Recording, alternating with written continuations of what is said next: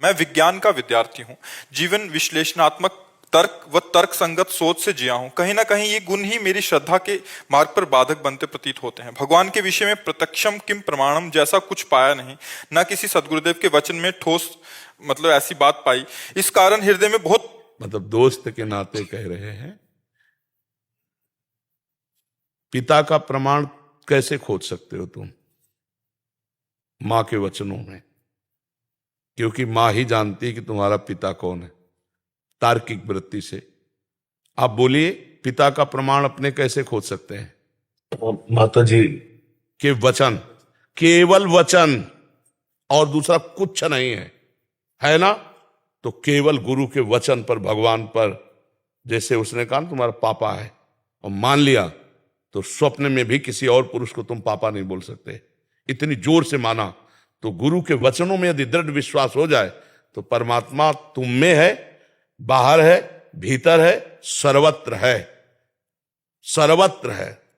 अचरम चरमेव च सूक्ष्मात् तद विज्ञेयम दूरस्थम चांतिके च तत्।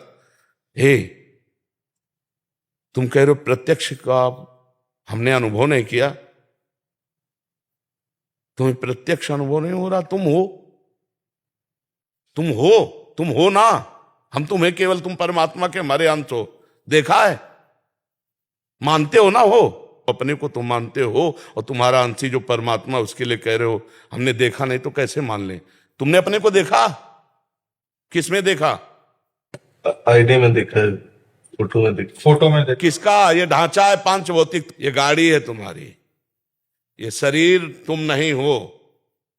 नहीं तो जब तुम निकल जाते हो तो शरीर को सजा के कोई रखे, शरीर को आग लगा दिया जाता। तुम कोई और हो ना, तुम कुछ और हो ना।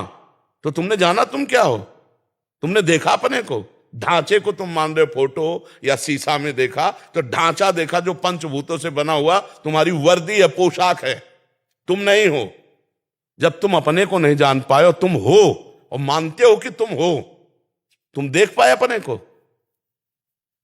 तुम अपने को प्रत्यक्ष अनुभव किए हो कि हो? किए हो ना?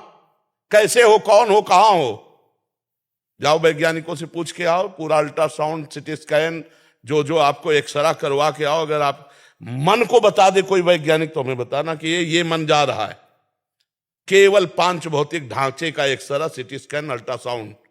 अब सूक्ष्म शरीर और कारण शरीर और उसका प्रकाशक जो वो तू है, जो तू है।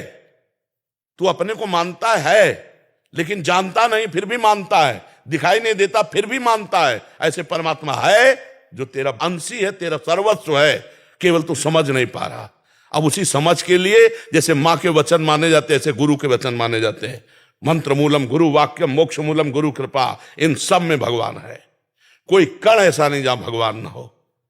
मान करके सवाल हल करो। मानी संख्या, अगर पढ़े हो तो एक सवाल हल होता था, मानी संख्या कुछ भी रख लो, सवाल हल हो जाएगा। गुरु को ब्रह्म मान लो, मूर्ति को ब्रह्म मान लो, माता पिता को ब्रह्म मान लो, पत्नी को ब्रह्म मान लो, अपने को ब्रह्म मान लो। मान लिया और आराधना की तो मुक्त हो गए। ये मानने से जानना होगा। यहां तर्क के द्वारा तुम अपने को नहीं जान सकते। अपने को जान लो तो हम तुम्हें बढ़िया वैज्ञानिक माने। वही पूरा प्रश्न वही। इसी कारण हृदय में बहुत प्रेम एवं श्रद्धा होते हुए भी पूर्ण रूप से ईश्वर में समर्पण का भाव होने से बुद्धि रोक देती है। इस संशयवादिता से कैसे मुक्ति मिलेगी? वैज्ञानिक तर्क को पार करके पूर्ण श्रद्धा और समर्पण का भाव कैसे वही जागृत हम हो तुम्हें सकता है? बच्चा करवा रहे हैं, वही करवा रहे हैं कि देखो, आज तक किसी ने शरीर से प्यार जितनों ने किया है, पर बाद में जब शरीर से वो तत्व गया तो उन्होंने उसको जला दिया है या गाड़ दिया है, फेंकवा दिया पैसा दे के। आप हमें बताओ, इसका मतलब शरीर से कोई प्यार नहीं करता, पर करता शरीर से है। पर शरीर से प्यार करते हुए भी नहीं करता, वो उससे प्यार करता है जो अंदर है। जो अंदर है उसको किसने देखा है? आप 35-40 साल के शरीर के अंदर रहते हुए हो गए, एक बार भी अपने से नहीं मिले, लेकिन आप मानते हो हैं। और इस ढांचे को आप अपना मानते हो, गलत मानते हो। ये गलत है, ढांचा मैं नहीं हूं। ये तो स्पष्ट जान लीजिए, मैं नहीं हूं। एक आंख फोड़ दी जाए तो भी मैं हूं, दोनों फोड़ दी जाए तो भी मैं हूं, गला काट दिया जाए ना तो भी मैं हूं। ये शरीर में हलचल खत्म हो जाएगी, पर मैं हूं, मैं अविनाशी हूं। बेन को मार डाला, उसी के शरीर से भगवान का प्रादुर्भाव हुआ। दाहिनी भुजा से भगवान पृथु, बाई भुजा से अर्जी। वो है, मुर्दे में भी है, वो तत्व है। परमात्मा मुर्दे में से भी है, उसमें भी विराजमान है। तू वही परमात्मा का अंश है। जब अंश को नहीं जान सकते तो अंशी को कैसे जान जाओगे? तुम अपने को जैसे मानते हो ऐसे परमात्मा है, ये बात गुरु की मान लो और आराधना करो। भगवान दिखाई न दे तो मुझे बताना। अगर हमें दिखाई न देते तो बहुत जिद्दी स्वभाव के थे, हम पूरी सभा में यही कहते कि ये सब नाटक है, ऐसा हम बोल देते। बिल्कुल नहीं डरते, क्योंकि पूरा जीवन उनको दिए। पर हम आपको कह रहे हैं कि आप हमसे बहुत दूर हैं, शरीर हमसे बहुत दूर है, लेकिन मेरे प्रीतम मेरे से दूर नहीं। एक एक क्षण, एक एक पल वो हमारे साथ रहते हैं। अनुभूत केवल की छाती का विषय नहीं, दृष्टि में भी, मन में भी और तन में भी उन्हीं का रंग समाया हुआ है। उनके सिवा कोई है नहीं। और हम आप में भी उन्हीं को देखकर बात कर रहे हैं। हम आप में भी उन्हीं को देख करके हाथ जोड़ते हैं। आपको जो प्यार देते हैं अपने प्रीतम को दे रहे हैं। सब रूपों में मेरे प्रीतम। हमें तो जैसे तुम्हें प्रीतम नहीं दिखाई दे रहे, मुझे प्रीतम के सिवा और कुछ समझ में नहीं आ रहा। जब आप प्रश्न करते हो तो प्रश्नकर्ता के रूप में आपको देख करके फिर हम आपसे बात करते हैं। जैसे भीष्म जी के विपक्ष में खड़े हैं भगवान श्री कृष्ण, तो बाण भी संधान कर रहे हैं, लेकिन है उनके आराध्य देव। ऐसे हो आप हमारे आराध्य देव। तो दोनों बातों में हमारा आराध्य देव के प्रति अपना जो भाव है, उसी भाव में जब हमारा वात्सल्य भाव आप पर आ जाएगा और हम गुरुत्व भाव में स्थित हो जाएंगे, तो हमारा ये अधिकार बनता है। एक बार चैतन्य महाप्रभु को डांटा उनके पिताजी ने, जगन्नाथ मिश्र नाम था।